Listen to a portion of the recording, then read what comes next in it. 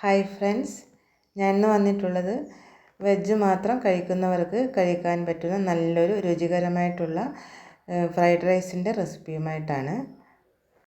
വളരെ എളുപ്പത്തിൽ തന്നെ നമുക്കിത് തയ്യാറാക്കി എടുക്കാൻ പറ്റും.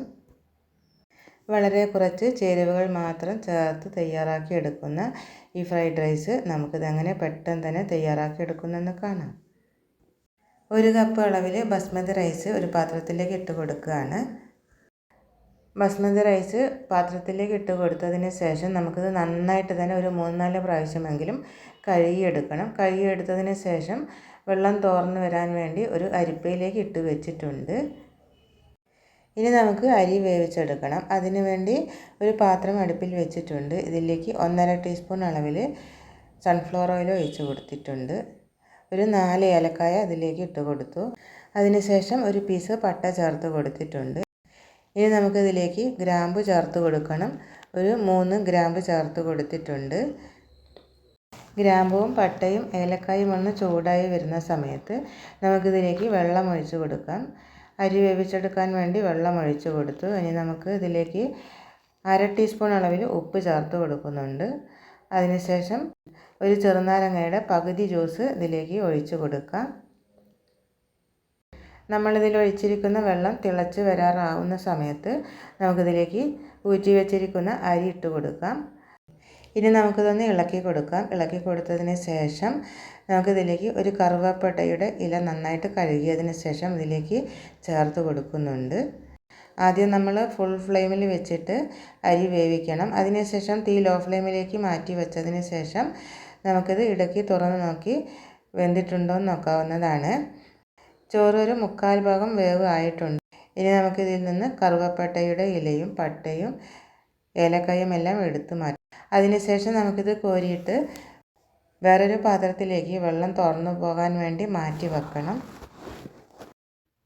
ഇനി നമുക്കൊരു പാത്രത്തിലേക്ക് വെളിച്ചെണ്ണ ഒഴിച്ച് കൊടുക്കുന്നുണ്ട്. ഒരു 3-4 ടേബിൾ സ്പൂൺ വെളിച്ചെണ്ണ ഒഴിച്ച് കൊടുത്താൽ മതിയാകും. അതിനുശേഷം നമുക്ക് ഉള്ളി വറുത്തെടുക്കണം.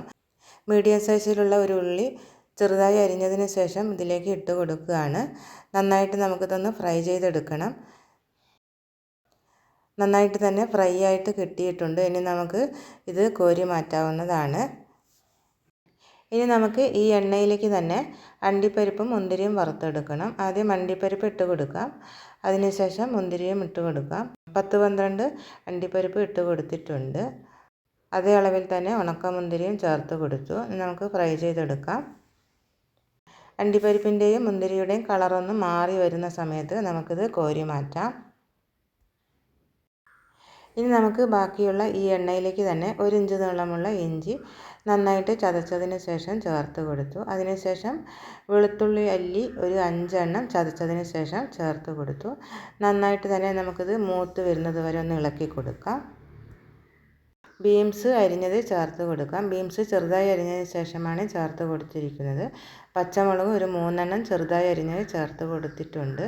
വഴറ്റി കൊടുക്കാം. അതിനുശേഷം നമുക്കിതിലേക്ക് ക്യാപ്സിക്കം അരിഞ്ഞത് ചേർത്ത് കൊടുക്കാം.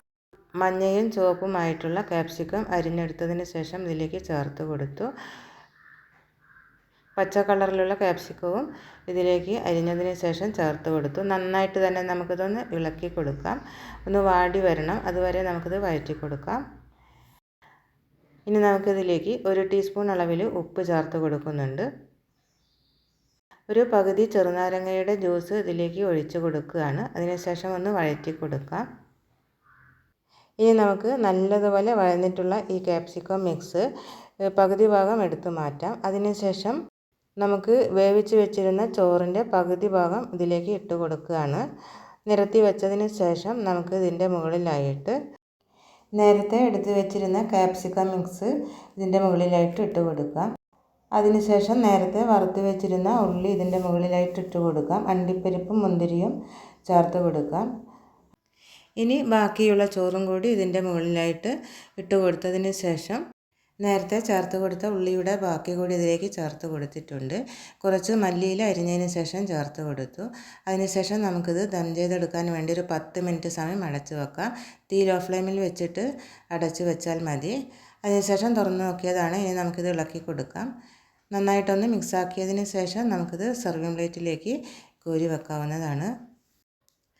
അപ്പോൾ നമ്മൾ എളുപ്പത്തിൽ തയ്യാറാക്കി എടുത്തിരിക്കുന്ന വെജ് ഫ്രൈഡ് റൈസ് തയ്യാറായി കഴിഞ്ഞു. തേങ്ങാ ചമ്മന്തിയുടെ കൂടെ കഴിക്കാൻ നല്ല രുചിയായിരിക്കും. നിങ്ങളും ഇത് ട്രൈ ചെയ്ത് നോക്കുക. അപ്പോൾ നിങ്ങൾക്ക് റെസിപ്പി ഇഷ്ടമായെന്ന് വിചാരിക്കുന്നു. അപ്പോൾ ഇഷ്ടമാവുകയാണെങ്കിൽ പ്ലീസ് ഒന്ന് സബ്സ്ക്രൈബ് ചെയ്യണേ. അടുത്ത നല്ലൊരു റെസിപ്പി കാണുന്നത് വരെ ബായ്. Thanks for watching.